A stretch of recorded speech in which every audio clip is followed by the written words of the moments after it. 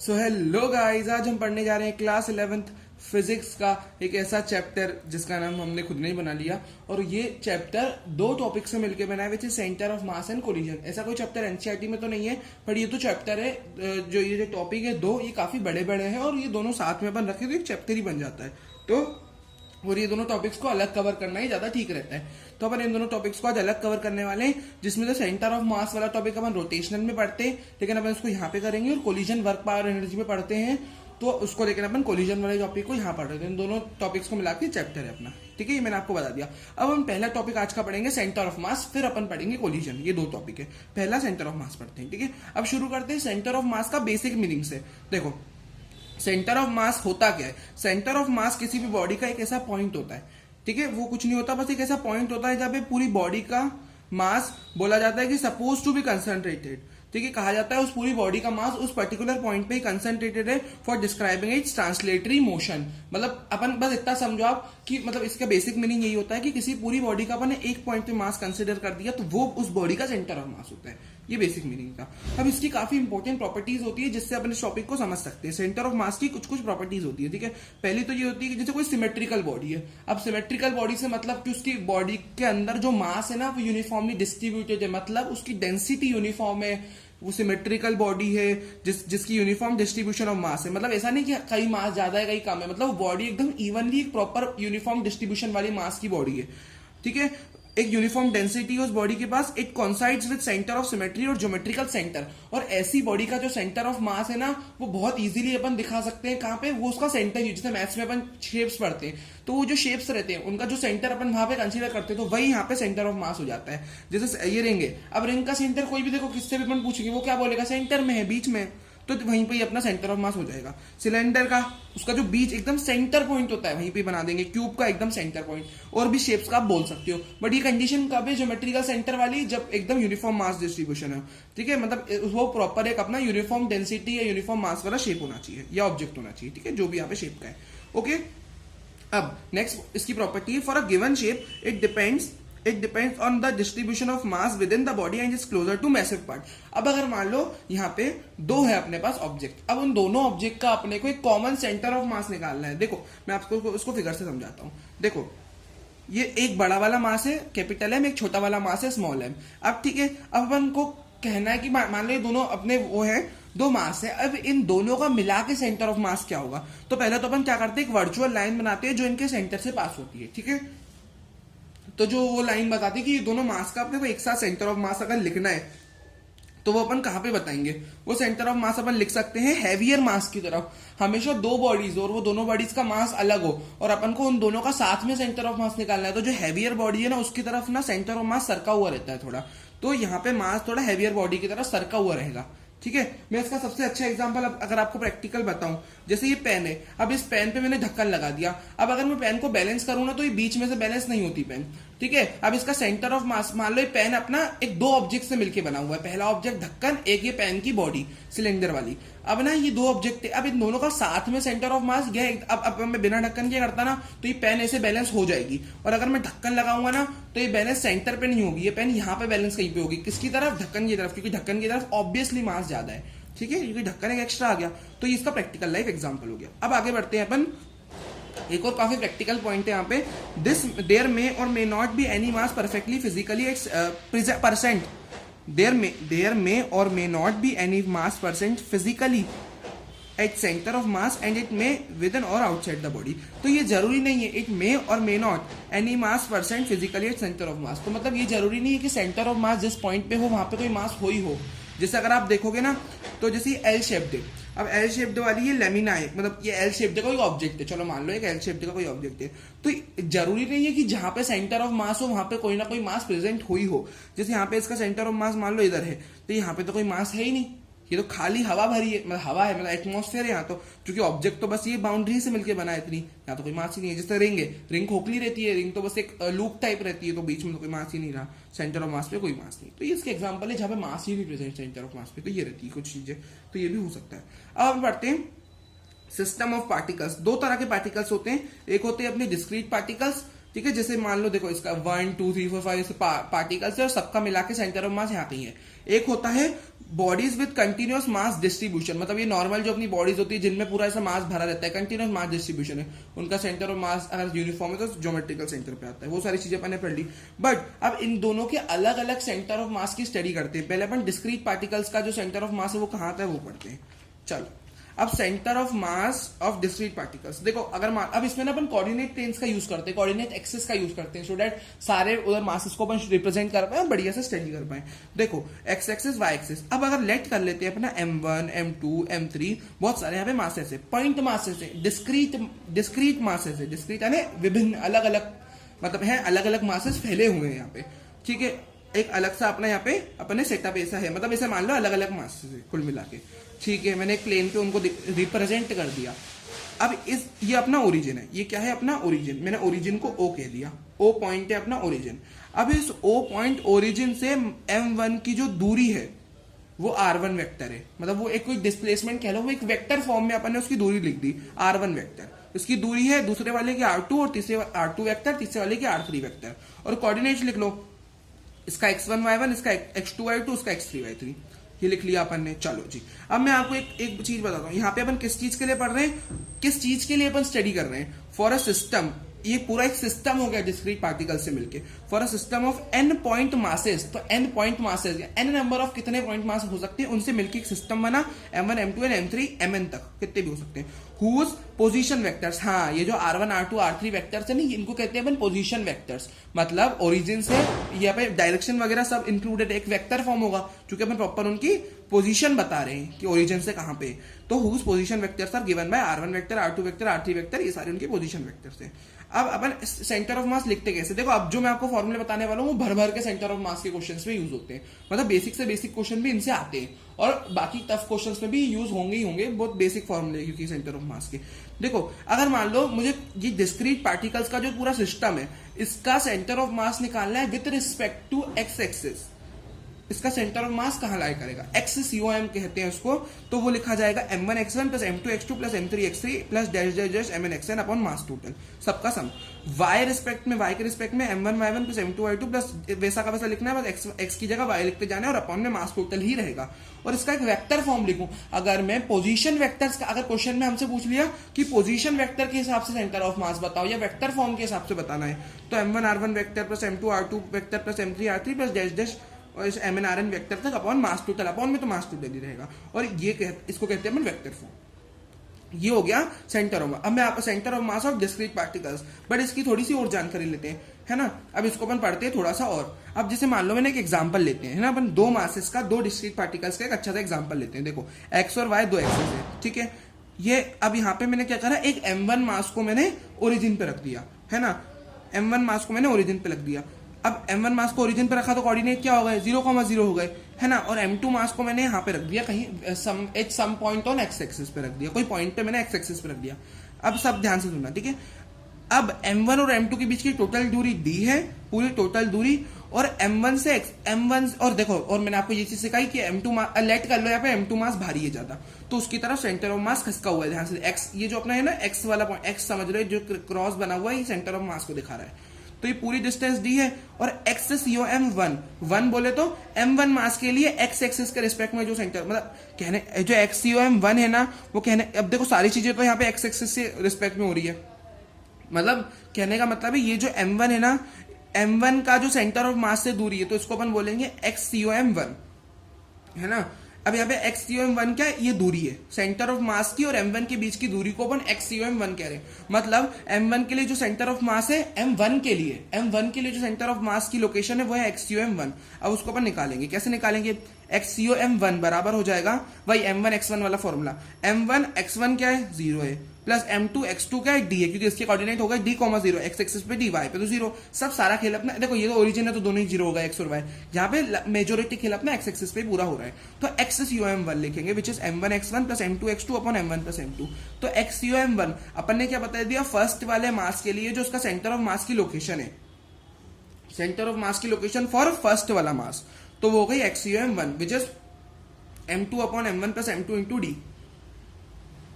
ये फर्स्ट वाला x COM हो गया, और ये वाला x COM फर्स्ट वाले मास के लिए हुआ है, है ना। अब मुझे एक्स सी ओ एम, क्योंकि देखो वाई एक्सिस पे तो कुछ भी नहीं है ना। एक मास तो ओरिजिन पे और एक अपने एक्स एक्सिस पे, तो सब अपन एक्स एक्सिस की बात करेंगे, एक्स यू एम की। अब दूसरा मुझे निकालना है एक्स और वाई एक्सिस पे ही दूसरे वाले मास के लिए एक्स यू एम। अपन बस इतना आप समझो, सबसे बेसिकली मैं आपको बता रहा हूं, अपन एक्स यू एम की वैल्यू निकाल रहे हैं पहले और दूसरे मास के लिए, ये अपन काम कर रहे हैं यहाँ पे, ठीक है। अब देखो, अब कॉमन सेंस लगाओ, ये पूरा डी है, ठीक है, इतना हो गया एक्स यू एम वन। अब डी में से अगर मैं एक्स यू एम वन को माइनस कर दूं तो मेरा D minus X U M one क्या हो जाएगा, एक्स यू एम टू हो जाएगा। तो एक्स यू एम टू, तो centre of mass, X axis वाला centre of mass second mass के लिए हो जाएगा D minus X U M one. तो मैं पूरे डी में से एक्स यू एम वन को घटा दूं तो मुझे इतना मिल जाएगा, है ना। आप देखिए ना, डी मास पूरा है और इतने में से मैं फर्स्ट वाले मास का सेंटर ऑफ मास वाली दूरी पूरी हटा दूं, मतलब इतनी में हटा दूं, तो बचेगा D minus X U M one, है ना। और ये जो बच रहा है वो क्या है, वो अपना एक्स यू एम टू है ना। अब मैं एलसीएम ले लेता हूँ, एक्स यू एम वन की वैल्यू मैं पुट कर देता हूँ M two D upon M one plus M two. मैं एलसीएम लेके अगर जब सॉल्व करूंगा तो एम टू डी कट जाएंगे और इसका आंसर आ जाएगा M one upon M one plus M two into D, ये एक्स यू एम टू आ गया, ठीक है। ये हो गया अपना डिस्क्रीट पार्टिकल्स का टॉपिक कंप्लीट। अब इसी में दूसरा मैंने बताया वो कंटिन्यूअस मास डिस्ट्रीब्यूशन वाला, वो पढ़ते हैं, चलो जी। अब इसमें तीन काफी इंपॉर्टेंट चीजें अपन पढ़ेंगे, linear mass density, areal mass density, volumetric mass density. सबसे पहले पढ़ते हैं लीनियर मास डेंसिटी। अब देखो, अब पहली बात तो देखो, अपन ये चीज पढ़ेंगे सबसे पहले लीनियर मास डेंसिटी, जिसको लैम्डा या तो म्यू से डिनोट करते हैं, लैम्डा या तो म्यू से डिनोट करते हैं, ठीक है। अब मान लो मैंने कोई रॉड ले ली, अभी कंटिन्यूअस मास डिस्ट्रीब्यूशन के लिए, ठीक है। मैंने कोई रॉड ले ली जिस पूरी रॉड का मास कैपिटल एम है और जिस पूरी रॉड की, मैं पूरी की बात कर रहा हूँ, पूरी रॉड का मास कैपिटल एम है और पूरी रॉड की लेंथ कैपिटल एल है। और मैंने क्या करा, इसके लिए एक सेक्शन कट के लेते हैं। पहला होता है लीनियर मास डेंसिटी, जिसको लैम्डा या म्यू से बोलते हैं, और ये कैपिटल एम इसका पूरी रॉड का मास, कैपिटल एल पूरी रॉड की लेंथ। अब इसमें मैंने एक सेक्शन कट कर लिया डीएम मास का और डीएल लेंथ का, ब्रेथ इसकी जो डीएल उसकी ये लेंथ है, और ब्रेथ यहाँ पे क्या है, यहाँ से ऐसे देखिए आप। अब यहाँ पे अगर आप देखोगे तो डीएल लेंथ जो है ना, सॉरी डीएल लेंथ ये रही है ना, इस सेक्शन की जो मैंने छोटा सा पार्ट काटा है, और यहाँ पे जो ब्रेथ है वो बहुत छोटी सी है, वो सारी चीजें यहाँ पे लिखी हुई है। अब म्यू बराबर लैम्डा, यहाँ पे जो म्यू और लैम्डा होते हैं वो होते हैं लीनियर मास डेंसिटी, जिसको अपन एम बाय एल लिखते हैं। एम बाय एल का इस जो लीनियर मास डेंसिटी में जो म्यू और लैम्डा का फॉर्मूला होता है वो होता है एम बाय एल, और एम बाय एल की जो यूनिट होती है वो एम यानी केजी, एल यानी लेंथ यानी मीटर, है ना। तो अब इसको मैं छोटे वाले सेक्शन के लिए, जो छोटा वाला अपन ने पार्ट काटा है उसके लिए लिखूं डीएम, इसको मैं लिखूं तो डी वाली टर्म्स आ जाएगी छोटे के लिए, तो छोटा मास है तो डीएम और छोटी लेंथ तो डीएल। इसको मैंने एम बाय एल को डीएम बाय डीएल लिख दिया, है ना। अब मैंने क्या करा, डीएल को वहां ले गया, तो डीएम इंटू लैम्डा, है ना। एक सेकेंड जरा, हाँ, तो मैंने DM is equal to lambda dot DL कर दिया, DM is equal to lambda dot DL. मैंने क्या करा, डीएल को लैम्डा के पास ले गया, डीएल को लैम्डा के पास ले गया, है ना। और यहाँ पे क्या बचा, सिर्फ डीएम बचा, है ना। आप देखिए आप, है ना। तो यहाँ पे ये डिवाइड में था, दोनों चीजें डिवाइड में थी, तो मैंने डीएम को अलग कर दिया और लैम्डा डॉट डीएल लिख दिया। और वैसे ही मैं लिखना चाहूँ लैम्डा को हटा दूं तो म्यू भी बोल सकते हैं, तो मैंने म्यू डॉट डीएल लिख दिया, किसको, डीएम को मैंने अलग कर दिया, डीएल को मैं लैम्डा के पास ले गया या म्यू के पास ले गया एक बार, और डीएम को मैंने एक साइड रखा। ये मैंने यहां तक सॉल्व कर लिया। अब आगे बढ़ते हैं, मैं आपको अच्छे से और आगे बताता हूँ, ठीक है। अब मैंने क्या करा, डीएम को मैंने अकेला कर दिया था, मैंने आपको पता है डीएम को मैंने अकेला कर लिया, और डीएल को मैं एक तो लैम्डा के पास ले गया या म्यू के पास ले गया, कि लैम्डा और म्यू एक ही चीज है, तो लैम्डा के पास ले जा तो लैम्डा डॉट डीएल और म्यू डॉट डीएल कह सकते हैं, और मैंने हर साइड इंटीग्रेशन कर दिया। अब मुझे टोटल मास निकालना है, टोटल मास निकालने के लिए यहाँ पे अपन लिख सकते हैं बेसिकली, मतलब टोटल मास लिखने के लिए अपन लिख सकते हैं इंटीग्रेशन ऑफ डीएम, या बोल सकते हैं integration of lambda dot dl which is equal to integration of mu dot dl. सबका इंटीग्रेशन हो गया। अब टोटल मास किससे मिल जाएगा, देखो डीएम का इंटीग्रेशन कर दूंगा, टोटल मास आ जाएगा, और उस टोटल मास को मैं ऐसे भी लिख सकता हूँ, integration of lambda dot dl या integration of mu dot dl, ठीक है। तो अगर ये लैम्डा अपना कांस्टेंट आता है, लैम्डा की वैल्यू कांस्टेंट रहती है तो यूनिफॉर्म डेंसिटी, और लैम्डा की वैल्यू वेरिंग होती है तो नॉन यूनिफॉर्म डेंसिटी, है ना। तो यहाँ पे अगर मैं लैम्डा की वैल्यू की बात करूं तो वो अगर कांस्टेंट होती तो यूनिफॉर्म, और वेरिंग होती नॉन यूनिफॉर्म डेंसिटी। अब वैसे ही अपन मास निकालते हैं सरफेस, या मतलब अब सरफेस या एरियल मास डेंसिटी निकालते हैं, ठीक है, जिसको अपन रिप्रेजेंट करते हैं सिग्मा से। मान लो मैंने कोई रेक्टेंगल ले लिया जिसका एरिया लेंथ इनटू ब्रेथ है, इसका पूरे का मास m है, और इसका छोटा वाला सेक्शन काट लिया जिसकी लेंथ l है, और dm इसका मास है, और d यहाँ पे छोटा एरिया में l dot dx length into breadth लिख सकता हूँ छोटा। एक एलिमेंट काटा अपन ने। और सिग्मा को मैं लिख सकता हूँ, सिग्मा का फॉर्मूला होता है मास बाय एरिया यानी एम बाय ए। सिग्मा और छोटा लिखना है तो डीएम बाय डी लिख के सिग्मा डॉट डी कर दिया मैंने, और सारी साइड इंटीग्रेशन कर दिया, तो डीएम का इंटीग्रेशन हो गया एम, और सिग्मा डॉट डी का इंटीग्रेशन सिग्मा डॉट डी ऐसा इंटीग्रेशन फॉर्म में लिख दिया। ठीक है, तो बस यही हो गया है ना। तो integration of dm is equal to integration of sigma dot d, तो इससे मेरे को ये फॉर्मेट मिल गया है ना। अब आगे आता है volumetric mass density which is rho. तो कुछ नहीं, अपने यहाँ मास के फॉर्मूले निकाल रहे हैं, ठीक है, मतलब ऐसे अलग अलग। तो अब वॉल्यूमेट्रिक मास डेंसिटी रो है ना, रो। अब जो है, अब मैंने एक एंटायर स्फेयर मान लिया जिसका पूरे का मास कैपिटल एम है, और उसमें मैंने एक एलिमेंट काट लिया छोटा सा, और यहाँ पे इस अंदर जो एलिमेंट है उसका रेडियस आर है, और ये एलिमेंट एरिया के फॉर्म में होगा, क्योंकि अपन सर्कल की स्फेयर की बात करें, 3D होता है तो एरिया रहेगा इसका कुछ ना कुछ। एलिमेंट है जिसका डीएम मास है और डीवी वॉल्यूम है, और इसका रो लिखेंगे, रो होता है मास बाय वॉल्यूम, तो केजी बाय मीटर क्यूब। छोटे वाले के लिए अपन डीएम बाय डीवी लिख देंगे, मास बाय वॉल्यूम को छोटा, डेंसिटी छोटी डेंसिटी डीएम बाय डीवी हो जाएगी।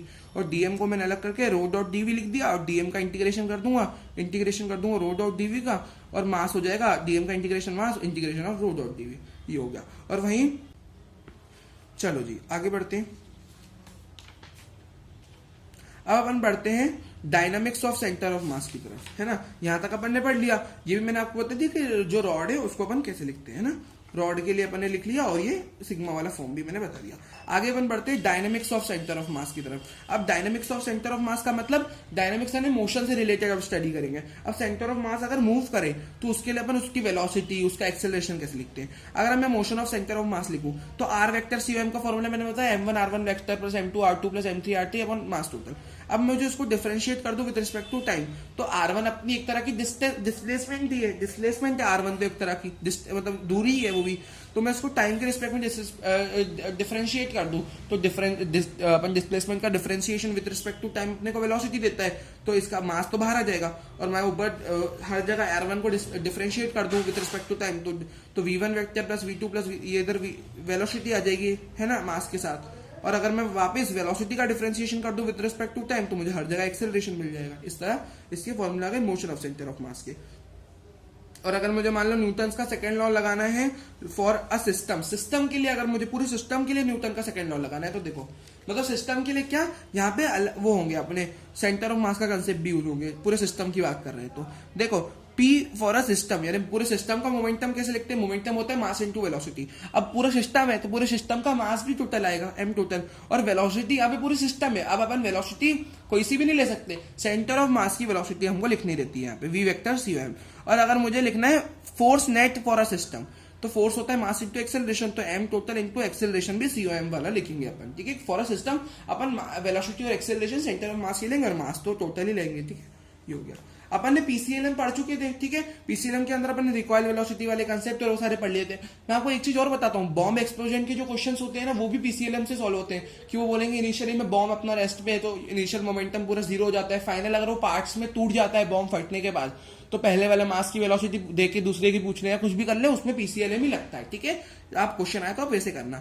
लेकिन मैं बॉम्ब एक्सप्लोजन केस को अगर मैं आपको थोड़ा सेंटर ऑफ मास के हिसाब से समझाना चाहूँ, बाकी क्वेश्चन तो पीसीएलएम से सॉल्व होते हैं इसके मोस्टली, लेकिन अपन थोड़ा समझ लेते हैं। मैं आपको थोड़ा और बताता हूँ। जैसे मान लो ये प्रोजेक्टाइल कर रहे हैं, एक बॉम्ब का एक प्रोजेक्टाइल मोशन यहाँ दे रखा है, एक्स और वाई प्लेन, एक्सेस पे एक प्लेन है, तो ओरिजिन ओ पॉइंट से बॉम्ब को थीटा एंगल पे प्रोजेक्ट किया गया, और यहाँ पे आके बॉम्ब ब्लास्ट हो रहा है दो पार्ट्स में। मान लो पार्ट 1 यहाँ जा रहा है, पार्ट 2 यहाँ जा रहा है। लेकिन यहाँ पे ध्यान रखने वाली एक बात है कि जो सेंटर ऑफ मास होता है ना बॉम्ब का, भले वो बॉम्ब टूट जाए, लेकिन वो सेंटर ऑफ मास भी फिर भी अपना उसी पाथ में ट्रेवल करता है जिस पाथ पे अपना अगर बॉम्ब नहीं फटा होता, तो जहां बॉम्ब जा रहा होता, जब नहीं फटा होता बॉम्ब, तो उसी डायरेक्शन में अपना सीओएम जाएगा, लेकिन पाथ में अपने पार्ट्स बिखर जाएंगे। मतलब पाथ के दौरान ही जब बॉम्ब फट जाएगा तो पार्ट्स तो बिखर जाएंगे, लेकिन सेंटर ऑफ मास नहीं जाता रहेगा, लेकिन पाथ अपने बिखर जाएंगे, ठीक है। अब यहाँ पे सेंटर ऑफ ये अपना बॉम्ब एक्सप्लोजन की थोड़ी सी मैंने जानकारी दी, बाकी आप क्वेश्चन पीसीएलएम से सॉल्व कर लेना, और मैंने आपको जानकारी इसकी दे दी। अब अपन बढ़ते हैं सेंटर ऑफ मास और सेंटर ऑफ ग्रेविटी के बीच का डिफरेंस पड़ती है थोड़ा सा। सेंटर ऑफ मास क्या होता है, ऐसा पॉइंट होता है जहाँ पे total mass of the body evenly balanced होता है या कंसंट्रेटेड होता है एक पॉइंट पे।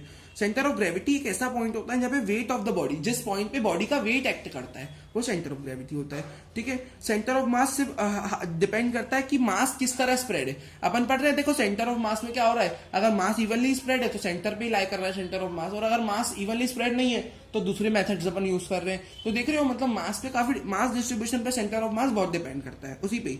यहाँ पे ग्रेविटी की तो कोई नीड नहीं रहती, सेंटर ऑफ मास पे ग्रेविटी का तो कोई लेना देना ही नहीं है, इसका मास से लेना देना है ना, वो तो अंडरस्टूड है। और सेंटर ऑफ ग्रेविटी, नाम ही इसका सेंटर ऑफ ग्रेविटी है, वहां पे वेट एक्ट करता है बॉडी का, वो पॉइंट जिस पॉइंट पे पूरी बॉडी का वेट एक्ट करेगा, और वो जो पॉइंट होता है उसका सेंटर ऑफ ग्रेविटी हो जाता है। और सिंस उसका वेट एक्ट कर रहा है, और वेट का फॉर्मूला mg होता है, मतलब वो जी पे डिपेंड करेगा ही करेगा, ग्रेविटी नीडेड है ना। और ये मास पे भी डिपेंड करता है और ग्रेविटी पे भी करता ही करता है, और मास पे भी करता है ये, है ना। ये इनका बेसिक डिफरेंस होता है। अब अपन बढ़ते हैं चैप्टर के दूसरे पड़ाव की तरफ, विच इज कोलिजन। अब देखो कोलिजन क्या होता है। कोलिजन नाम से समझ में आता है, टकराव को कहते हैं, मतलब दो चीजों का टकराना। एक ऐसा इवेंट जहां पे इंपल्सिव फोर्सेस मैंने आपको इंपल्स पढ़ाया था ना, जब बहुत छोटा सा समय के लिए बहुत बड़ा फोर्स जनरेट होता है, उसको इंपल्स कहते हैं। तो एक इवेंट होता है जहां पे इंपल्सिव फोर्सेस यानी बहुत ज्यादा अमाउंट की फोर्सेस एक्ट करते हैं दो और दो से ज्यादा बॉडीज के बीच में for a short time, very short time के लिए वो छोटा इवेंट रहता है, which result in change of their linear momentum. तो उनमें लीनियर मोमेंटम में चेंज आता है ना। टाइम पीरियड यहाँ पे कम हो जाता है ड्यू टू इंपल्सिव फोर्सेस। छोटा टाइम पीरियड की बात करते हैं। टोटल मोमेंटम चेंज आता तो आता होगा, लेकिन टोटल मोमेंटम कंजर्व रहेगा, ठीक है जी। मतलब पीसीएलएम वगैरह यहाँ पे मतलब टोटल मोमेंटम कंजर्व रहता है। बॉडीज में और may not be in physical contact. अब नाम से आपको ये लगेगा कि अगर कोलिजन है, टकराना, तो दो बॉडी टकराएगी जब भी होगा कोलिजन, बट ऐसा नहीं होता। जिससे अगर आप पढ़ोगे भी काफी, मतलब अगर अपन पढ़े डीप में इलेक्ट्रॉन के रिपल्शंस को डीप में पढ़े, तो इलेक्ट्रॉन का जरूरी नहीं है भाई। अब देखो सेम चार्जेस हैं, अब same charges ripple each other, अब वो एक दूसरे को रिपल करेंगे तो जरूरी थोड़ी वो एक दूसरे, पहली बात तो उनको एक दूसरे को टकराएंगे ही नहीं अच्छे से, क्योंकि वो रिपल कर जाएंगे दूसरे को। और जब वो रिपल करना चालू कर देंगे ना, तभी उनका कोलिजन चालू हो जाता है। वो चिपके नहीं, एक दूसरे को टच नहीं करा उन्होंने, बट वो रिपल होना चालू हो गए। रिपल हो गए मतलब सेम चार्जेस अगर रिपल हो रहे हैं तो उनका कोलिजन चालू हो गया, तो they are not in contact, but फिर भी कोलिजन होता है। इसका एक एग्जांपल होता है। अब मेन अपन कोलिजन की तरफ बढ़ते हैं, जो अपने को पढ़ना है, जो दो भाग में डिवाइडेड है। पहला पार्ट अपने को पढ़ना है based on direction of motion, दूसरा based on kinetic energy conservation. देखो डायरेक्शन ऑफ मोशन में दो पार्ट्स आएंगे। पहला तो हेड ऑन कोलिजन, देखिए जी, पहला है अपना हेड ऑन कोलिजन। देखिए हेड ऑन कोलिजन में क्या रहता है ना, इसमें ऐसा रहता है कि velocity of bodies along the same line. यहाँ पे जो बॉडीज की वेलोसिटी होती है ना, वो सेम लाइन पे होती है, मतलब कोलिजन हो रहा है। देखो ये velocity of the bodies act along the same line just before collision का अगर मैं केस लूं, देखो just before and just after the collision, मतलब यहाँ पे साफ साफ ये लिखा हुआ है कि वेलोसिटी ऑफ जो बॉडीज जो होती है ना, वो सेम लाइन पे ही एक्ट करती है। Velocity of bodies act along the same line just before and just after the collision. Velocity of bodies along the same line just before and after the collision, मतलब before और after the collision velocity body की same line पे ही act करती है। देखो कैसे होता है, मैं आपको प्रैक्टिकली दिखाता हूँ फिगर से। देखो मान लो m1 मास का ऑब्जेक्ट है और ये m2 मास का ऑब्जेक्ट है, और जस्ट बिफोर कोलिजन दोनों मूव कर रहे हैं।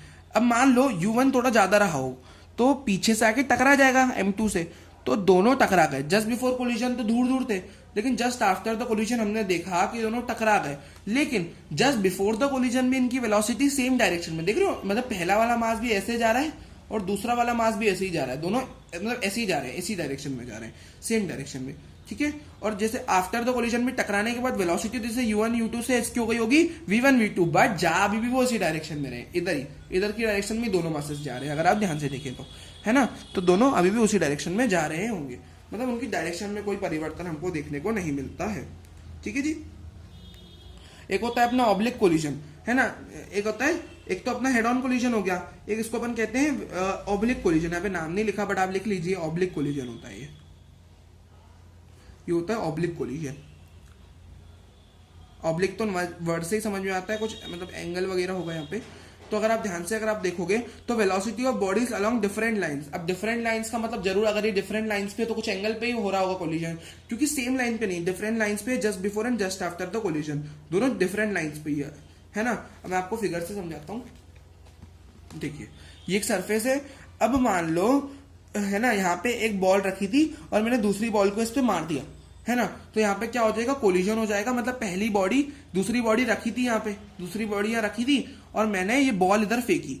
अब इस बॉडी पे मैंने मतलब ये बॉल रखी हुई थी, मैंने इस बॉल पे दूसरी बॉल फेंक के मारी, तो ये वाली आई और ये टकरा के फिर ऊपर चली गई, है ना। तो कोलिजन होने के बाद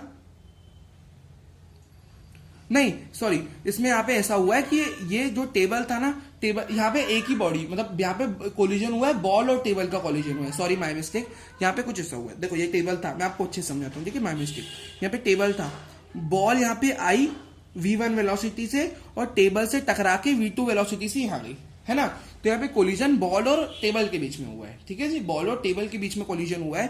v1 वेलोसिटी से बॉल आई और टेबल से टकरा के v2 वेलोसिटी से चली गई विद सम एंगल, ऑब्लिक में एक कोलिजन हुआ, और आने वाली वेलोसिटी इस डायरेक्शन में थी और जाने वाली वेलोसिटी इस डायरेक्शन में, तो they are not in same line, they are in opposite direction, मतलब आई ऐसे और जा ऐसे रही है, और वो किससे टकराई, टेबल से टकरा के अपोजिट चली गई, है ना। तो ये रहता है ऑब्लिक कोलिजन,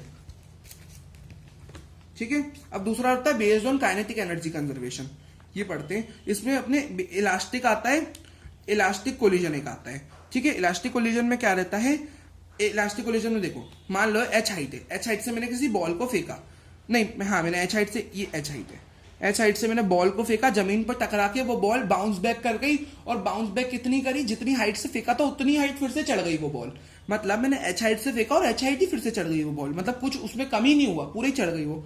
तो यहाँ पे क्या हुआ, जस्ट बिफोर कोलिजन जिस वेलोसिटी से हमने फेंका था उतनी वेलोसिटी से जस्ट आफ्टर द कोलिजन वो इतनी वेलोसिटी से ऊपर बाउंस बैक हुई, मतलब कोई यहाँ पे कुछ लॉस नहीं हुआ, इतना आप समझो। वेलोसिटी में कोई लॉस नहीं हुआ तो मतलब काइनेटिक एनर्जी में भी कोई लॉस नहीं हुआ, क्योंकि मास तो कांस्टेंट रहता है, हाफ भी कांस्टेंट रहता है, तो काइनेटिक एनर्जी वेलोसिटी पे डिपेंड करती है, और वेलोसिटी यहाँ कांस्टेंट है, तो यहाँ पे आप इसका मतलब यहाँ पे काइनेटिक एनर्जी का लॉस जीरो है, मतलब यहाँ पे डेल के बराबर जीरो, मतलब चेंज कुछ आया ही नहीं काइनेटिक एनर्जी में, है ना। तो अगर आप देखोगे तो ये यहाँ पे ई की वैल्यू 1 होती है, ई का मतलब मैं आपको आगे समझाऊंगा, E is nothing but coefficient of restitution, ठीक है। अगला होता है इनइलास्टिक कोलिजन, जहाँ है ना, फर्स्ट वाले के लिए था डेल के बराबर जीरो, है ना, और दूसरे वाले के लिए क्या होगा, अब मैंने बॉडी को मान लो h हाइट से फेंका, लेकिन क्या हुआ, बॉडी में वेलोसिटी का और काइनेटिक एनर्जी का लॉस देखने को मिला, तो बॉडी जो है ना सिर्फ h डैश हाइट तक ही पहुंच पाई ऊपर, मतलब h हाइट से फेंका और वो पहुंच लेकिन बहुत कम हाइट पाई, मतलब पूरी हाइट वो गेन नहीं कर पाई वापस। तो यहाँ पे del k is not equal to zero, मतलब चेंज कुछ ना कुछ चेंज आया है, वो जीरो के बराबर, जीरो के इक्वल नहीं है वो चेंज, मतलब कुछ ना कुछ चेंज तो है वहां पे, और कुछ ना कुछ चेंज है मतलब यहाँ पे कुछ ना कुछ काइनेटिक एनर्जी का लॉस हुआ है, ठीक है। काइनेटिक एनर्जी का लॉस क्यों हुआ है, क्योंकि यहाँ पे इनइलास्टिक कोलिजन हो रहा है, ठीक है जी, ठीक है जी। तो अब अपन आगे देखते हैं, यहाँ पे क्या हो रहा है, वेलोसिटी जस्ट बिफोर कोलिजन की ज्यादा होगी, क्यों, बिफोर द कोलिजन की वेलोसिटी ज्यादा क्यों होगी, क्योंकि यहाँ पे बाद में लॉस हो रहा है वेलोसिटी का और काइनेटिक एनर्जी का, तो आफ्टर द कोलिजन वेलोसिटी यहाँ पे कम होती है ना। और यहाँ पे डेल के बराबर is not equal to zero, मैंने बता दिया, लॉस इन काइनेटिक एनर्जी देखने को मिलता है। तीसरा होता है परफेक्टली इनइलास्टिक कोलिजन, जिसमें क्या रहता है, यहाँ पे देखो, और जो दूसरे वाला होता है इनइलास्टिक में, उसमें ई की वैल्यू 0 और 1 के बीच में होती है, 0 से बड़ी और 1 से छोटी। और अगर परफेक्टली इनइलास्टिक कोलिजन की बात करूं तो जैसे मैंने बॉल को फेंका और बॉल या कोई भी चीज जिसको मैंने फेंका तो वो चिपक गई जमीन से, मतलब वो मूवमेंट नहीं हुआ उसमें। जैसे मैंने मड से मैंने गीली मिट्टी से एक बॉल बना ली, उस बॉल को मैं फेंकूंगा तो वो उछलेगी नहीं, हिलेगी नहीं, उस पर चिपक जाएगी। तो यहाँ पे डेल के का लॉस, मतलब काइनेटिक एनर्जी का लॉस मैक्सिमम हुआ, है ना, मतलब काइनेटिक एनर्जी, यहाँ पे काइनेटिक एनर्जी का लॉस जो है वो मैक्सिमम है, काइनेटिक एनर्जी का जो लॉस है वो मैक्सिमम है ना। और v यहाँ पे टेंड्स टू जीरो, मतलब वेलोसिटी लगभग जीरो हो गई, है ना। यहाँ पे भी अपना बहुत सारा लॉस देखने को मिला, और e यहाँ पे जीरो हो जाता है, कोफिशिएंट ऑफ रेस्टिट्यूशन। बट अब तीनों केसेस में ये चीज आप नोटिस करो कि यहाँ पे तीनों केसेस में ही इनिशियल और फाइनल मोमेंटम बराबर रहता है, मतलब टोटल मोमेंटम जब मोमेंटम है वो तो कंजर्व रहेगा ही रहेगा, मतलब कोई भी टाइप का कोलिजन हो मोमेंटम तो कंजर्व रहेगा ही रहेगा, ठीक है। और एक है ना, इलास्टिक, इनइलास्टिक और परफेक्टली इनइलास्टिक कोलिजन, है ना, तीनों में मोमेंटम सब में कंजर्व रहता है ना। अब अपन पढ़ते हैं कोफिशिएंट ऑफ रेस्टिट्यूशन ई के बारे में, जिसकी मैं आपको कब से बात कर रहा हूं। ई की वैल्यू जो रहती है ना वो 0 से बड़ी या 0 के बराबर और 1 से छोटी या 1 के बराबर, इस रेंज में ही लाई करती है। ये होता है ratio of impulses of reformation and deformation of the bodies undergoing collision.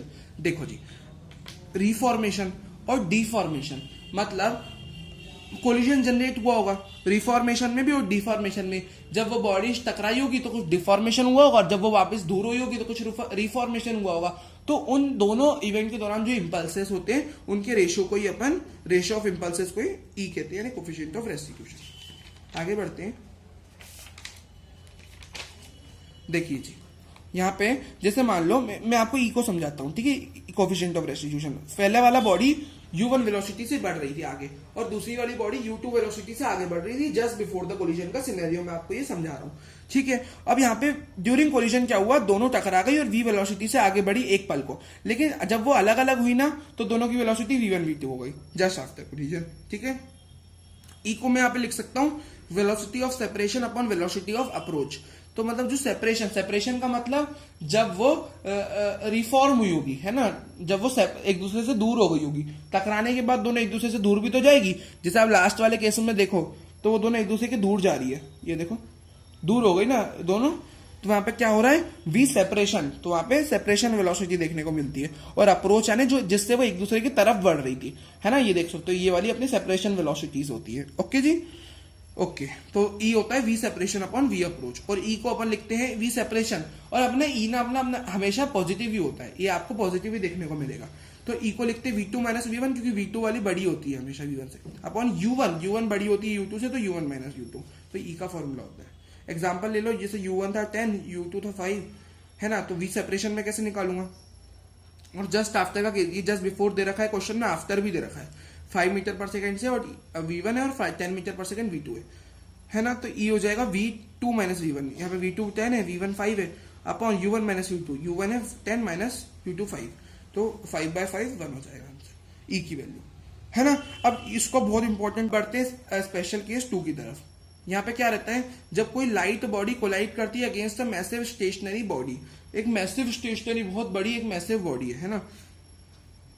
मैं आपको अगर और अच्छे से एग्जांपल समझाऊं ना, फर्स्ट वाला स्पेशल केस, तो जैसे u1 वाली बॉडी आई 5 से थी, 5 मीटर पर सेकंड से, और u2 वाली बॉडी उससे टकराई थी 6 मीटर पर सेकंड से, तो आफ्टर द कोलिजन क्या हो जाएगा, u1 आई 5 से थी, अब u1 जाएगी 6 से, मतलब u1 की वेलोसिटी 5 थी और u2 की वेलोसिटी अगर 6 थी ना, तो वो क्या होगा, अपनी वेलोसिटी एक्सचेंज कर लेंगे। अब u1 की 5 थी पहले, अब u1 की 6 हो जाएगी, और u2 की पहले 6 थी तो उसकी 5 हो जाएगी, मतलब एक दैट वे एक्सचेंज कर लेंगे अपनी वेलोसिटी, है ना, तो एक्सचेंज हो जाएगी, है ना। स्पेशल केस 2 अगर अपन देखें, जब कोई लाइट बॉडी कोलाइड करती है against a massive stationary body. अब मैसिव स्टेशनरी बॉडी अपन यहाँ पे एक वॉल को ले लिया जो रेस्ट पे है, और u1 से यहाँ पे कोई ऑब्जेक्ट फेंका, और v वेलोसिटी से वो u से फेंका, v से बाउंस हुआ, तो यहाँ पे अपन जो v वाली वेलोसिटी जिससे वो बाउंस हुआ उसको eu करके लिख सकते हैं। ई अपना रेस्टिट्यूशन का coefficient of restitution, u initial velocity, तो यहाँ पे ये फॉर्मूला होता है। स्पेशल केस 3 में क्या होता है, जब कोई मैसिव बॉडी कोलाइड करती है against the light stationary body.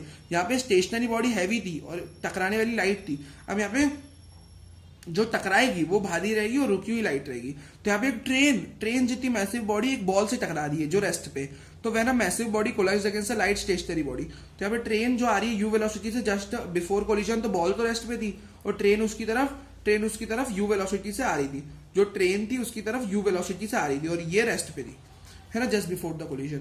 और just after the collision train उस पर यू वेलोसिटी टकराएगी और बॉल कुछ वेलोसिटी से आगे बढ़ेगी, फिर वो निकालनी है। उसका फॉर्मूला होता है v is equal to u plus EU, है ना, ये अपना कोफिशिएंट ऑफ रेस्टिट्यूशन।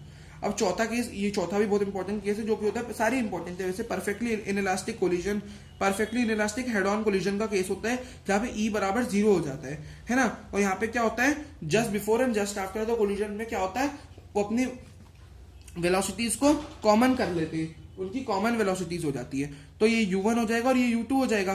तो u1 u2 वेलोसिटी से दोनों एक दूसरे की तरफ इस तरह आ रहे होंगे, है ना, इस तरह देख सकते हैं आप। और जब ये दोनों v1 और टकराने के बाद जो दोनों की वेलोसिटीज हो जाती है वो कॉमन हो जाती है ना।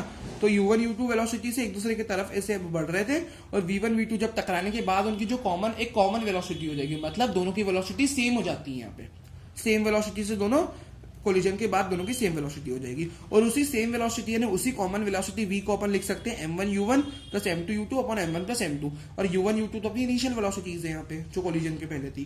तो ये था पूरा अपना चारों स्पेशल केसेस, और ये यहाँ पे अपना कोलिजन भी समाप्त होता है। इसके पहले अपन ने सेंटर ऑफ मास भी समाप्त कर लिया था, तो इसी के साथ चैप्टर कंप्लीट हो जाता है। ठीक है, तो thank you for watching this video, please do like share and subscribe the channel. Bye bye. Okay, तो एक चीज अपनी ये भी होती है, एक केस कि अगर मान लो मैं कोई यूनिफॉर्म डेंसिटी रॉड ले लूं जिसका lambda is equal to m/l, अपने को यूनिफॉर्म कहा गया है, उन्होंने साफ साफ लिखा यूनिफॉर्म डेंसिटी रॉड, मतलब lambda is equal to m/l अपना यूनिफॉर्म होगा। अब यहाँ पे एक मैंने इमेजिनरी लाइन से एक रॉड को अटैच कर दिया इस तरह, तो मतलब, और यहाँ पे एक एलिमेंट dm मास का और dx विद का एक मैंने एलिमेंट कट करा, ठीक है, और पूरी रॉड का मास कैपिटल है, पूरी रॉड की लेंथ कैपिटल है। अब मुझे XUM लिखना है, ठीक है, इस रॉड के लिए, ये दूरी x1 है ना, इस इमेजिनरी लाइन से। अब मेरे को लिखना है जैसे m1 x1 plus m2 x2 plus m3 x3 अपन ऐसे लिखते हैं, तो यहाँ पे अब जो अपन सारे एलिमेंट काटेंगे सबका मास यूनिफॉर्म रहेगा, है ना। जैसे मैंने यहाँ पे एलिमेंट काटा DM मास का, हर जगह DM मास का, और जैसे जो अपने x1 x2 है वो तो बदलेगा, क्योंकि यहाँ पे मैंने कुछ काटा तो यहाँ पे दूरी कम होगी इस लाइन से, और यहाँ पे काटा तो ज्यादा दूरी हो जाएगी इस इमेजिनरी लाइन से, एलिमेंट काटा तो, है ना। और नीचे तो मास टोटल रहेगा, तो DMX1 plus DMX2 plus DMX3 plus dash dash dash upon mass total, है ना, DM का सबका सम। अब मैंने क्या करा, नीचे मैंने कर दिया, ऊपर मैंने अब इसका जनरल फॉर्म में मैंने इंटीग्रेट कर दिया, मतलब जनरल लिख के उसको इंटीग्रेशन कर दिया dm.x का अपॉन इंटीग्रेशन ऑफ dm, तो dm.x का इंटीग्रेशन ऊपर, नीचे मास टोटल। अब मैं इसी एक मैंने जनरल फॉर्म बना लिया, और इसी को मैं YCUM के लिए लिख सकता हूँ integration of dm.y upon mass total, और ZCUM के लिए integration of dm.z upon m total, जैसे x के लिए लिखा था, बस मैंने x की जगह y और z लिख दिया। तो ये एक केस ये भी होता है, ठीक है जी, ये हो गया। ओके तो अब समझते हैं यहाँ पे स्पेशल केस 1। स्पेशल केस 1 जो है कोलिजन का, वो कहता है इलास्टिक हेड ऑन कोलिजन। यहाँ पे इलास्टिक हेड ऑन कोलिजन हो रहा होता है, यहाँ पे दोनों मासेस जिनका कोलिजन बराबर होता है हो रहा होता है, उनको दोनों मासेस बराबर होते हैं जिनका कोलिजन हो रहा होता है, और ई यहाँ पे कोफिशिएंट ऑफ रेस्टिट्यूशन की वैल्यू 1 होती है। अब यहाँ पे मान लो प्लेटफॉर्म पे दो m मास की बॉल्स एक दूसरे को टकरा रही है, U1 U2 से एक दूसरे की तरफ आ रही है, इसकी U1 वेलोसिटी, इसकी U2 वेलोसिटी एक दूसरे की तरफ आ रही है, मतलब ये कोलाइड होगी। कोलाइड होने के बाद V1 और V2 वेलोसिटी से एक दूसरे से दूर हो गई, देखो V1 से और V2 से एक दूसरे से दूर हो गई ये वेलोसिटी, मतलब बॉल्स दूर हो गई। अब टकराते समय जब एक दूसरे की तरफ आ रही थी तो इनकी इसकी U1 थी वेलोसिटी, इसकी U2, और टकराने के बाद इसकी V1 हो गई और इसकी V2। अब यहाँ पे क्या होता है, ये केस क्या कहता है, मान लो U1 वाली जो U1 वेलोसिटी से जो बॉल आ रही थी वो 5 से आ रही थी, और U2 वाली 3 मीटर पर सेकंड से आ रही थी। अब टकराने के बाद क्या होगा, ये वाली जो बॉल है जिसमें देखो ये जो कोलिजन से पहले आई 5 से थी, मैंने आपको बताया पहली वाली बॉल 5 से आ रही थी, तो ये पहली वाली बॉल और दूसरी वाली बॉल इसके पास 3 से आ रही थी, पहली 5 से और दूसरी 3 से आ रही थी। अब क्या होगा, जब टकराने के बाद पहली 3 से जाएगी, मतलब पहली आ 5 से रही थी, पहली बॉल 5 से आई और जा वो 3 से रही है, और दूसरी बॉल आई 3 से थी, जा वो 5 से रही है, मतलब इसकी जो V1 वेलोसिटी जिससे वो जाएगी वो बराबर हो जाएगी U2 वेलोसिटी के, मतलब आई ये वेलोसिटी, ये वाली बॉल U1 से थी, जा वो U2 से रही है, मतलब वेलोसिटी एक्सचेंज हो गई, और ये वाली बॉल आई U1 से आई थी, जा वो किससे रही है, आई वो U2 से थी, जा वो U1 से रही है, मतलब ये जो V1 वेलोसिटी है वो U2 के बराबर हो गई, और जो V2 वेलोसिटी है U1 के बराबर हो गई, मतलब जो बॉल U1 से आई थी वो U2 से जा रही है, और जो U2 से आई थी वो वाली बॉल U1 से जा रही है, ठीक है। मतलब V2 बराबर हो गया यहाँ U1 के, और V1 बराबर हो गया यहाँ पे U2 के। मतलब यहाँ पे कहने का मतलब है कि ये वाली जो आई U1 से थी वो जा U2 से रही है, और जो U2 से मतलब जो U1 से आई थी वो तो U2 से जा रही है, और जो U2 से आई थी वो U1 से जा रही है। तो मतलब ये 5 से आई थी और 3 से जाएगी, और ये 3 से आई थी तो ये 5 से टकरा के वापस चली जाएगी, है ना। तो ये V2 हो गई अपनी U1 के बराबर, और V1 वाली जो हो गई वो बराबर हो गई U2 के। तो ये था अपना स्पेशल केस 1, ठीक है जी, ये हो गया।